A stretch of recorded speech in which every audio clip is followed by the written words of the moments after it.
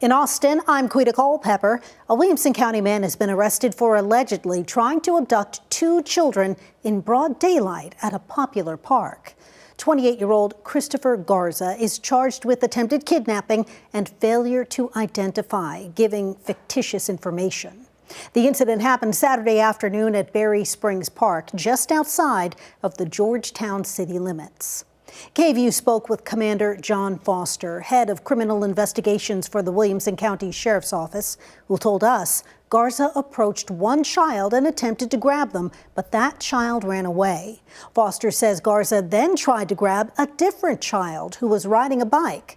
Foster says the child's parents sprang into action, chasing after Garza, who was attempting to run away, and then pinning him down until deputies could arrive to arrest him.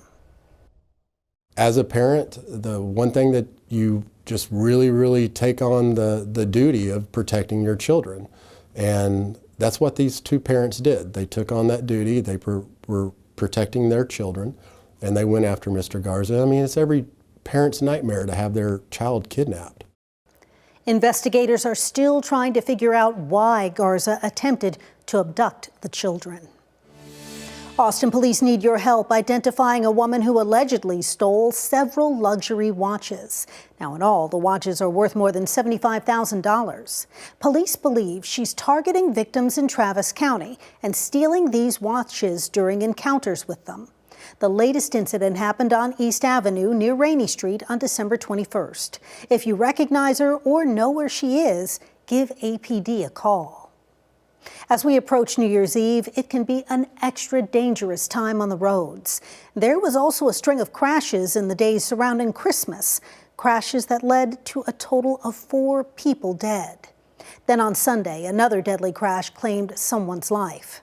KVUE's Kelsey Sanchez spoke with Austin Police and TxDOT and shares their message for drivers.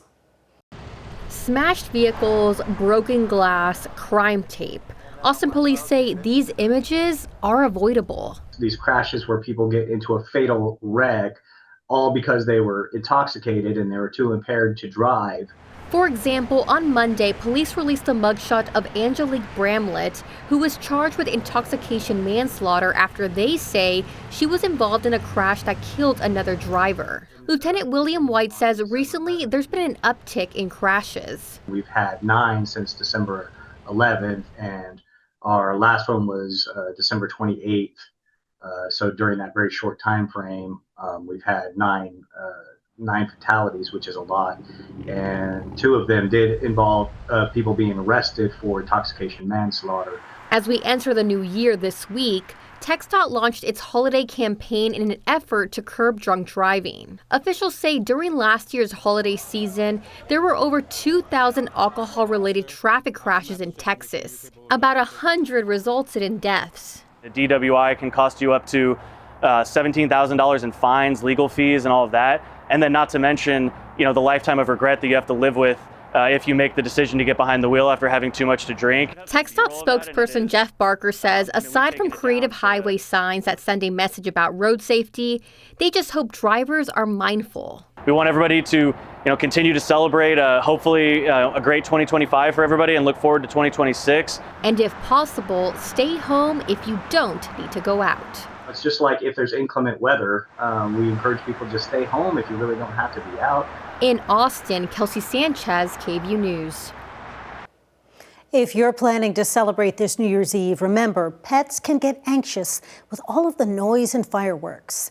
Austin Animal Services has advice to help keep pets calm. They say to create a quiet indoor space with your pet's favorite toys and to keep doors and windows secure so panicking pets don't run away. You should also make sure that your pet's ID tags and microchip information are up to date just in case. And remember to stay calm because pets can sense your emotions. NPR confirms Bob Kafka, a renowned disability rights advocate, passed away at his Austin home last Friday. Kafka was a longtime organizer with ADAPT, a national group fighting for policy changes to support people with disabilities. Since becoming paralyzed from a car accident in 1973, Kafka dedicated his life to securing dignity for those with disabilities. Kafka was 79 years old.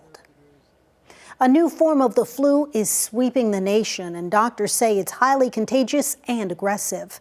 Nationwide, the CDC reports there have been nearly 5 million cases, with around 50,000 hospitalizations and 2,000 deaths. As the cases rise here in Texas, KVUE's Daniel Perot tells us why there's growing concern this flu season could be severe. As the temperature drops and family and friends gather for the holidays, respiratory illness season is here and flu cases are rising all over the globe. I've been in medicine for about 2 decades, and I can remember some very severe years where flu was just intense.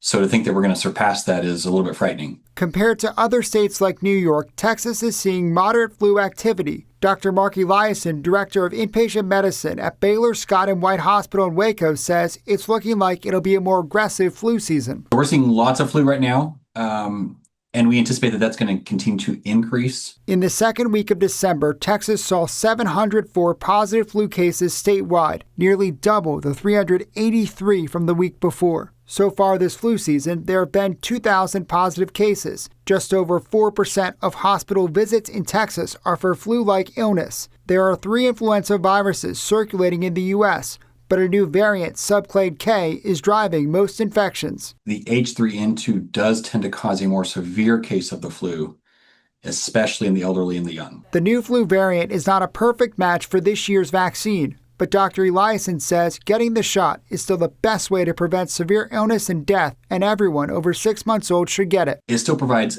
outstanding protection against those other 2 strains, and still some protection against this H3N2 strain. Flu season typically does not peak until January or February. Doctors are concerned holiday travel might lead to a spike in cases. So as people get back to school, as it gets colder, people are spending more time indoors, closer encounters. If you feel sick, Eliason says you want to see a doctor within 2 days to get started on an antiviral medication. If you develop symptoms, quarantine yourself. Don't share your germs. Wash your hands. Don't touch your face. Doctors urging Texans to take precautions as flu activity continues to increase. Daniel Perot, KVUE News, Austin. Restoration work continues on the Elisabet Ney Museum in Central Austin. Austin city leaders say the project is on schedule with significant progress completed in recent months. Workers have finished plaster restoration, roof repairs, and painting the historic bridge on the grounds. Right now, crews are reinstalling windows and doors, working on interior weatherproofing, and installing new mechanical systems.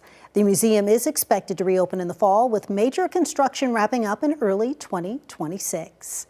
And those are the headlines happening in Austin. I'm Quita Culpepper.